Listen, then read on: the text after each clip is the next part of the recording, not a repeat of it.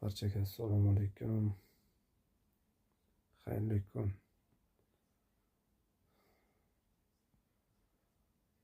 Xo'p, menimcha bugun xolos telefon o'ta kam ishlatilinishi kerak ekan.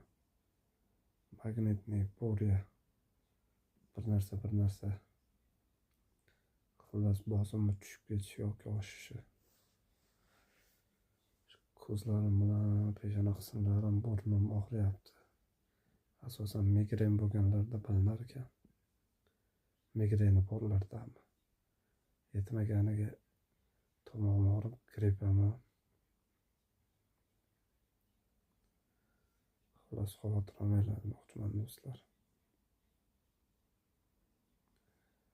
Men tez orada albatta qaytaman. Menda hammasi yaxshi, faqat biroz og'riqlar bor.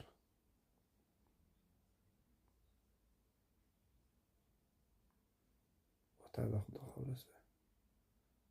Duoda bo'lasizlar degan umiddaman. Qaytishim bilan do'stlar, bilasizlar, mutolaa qismidan boshlaymiz. Hammaga rahmat.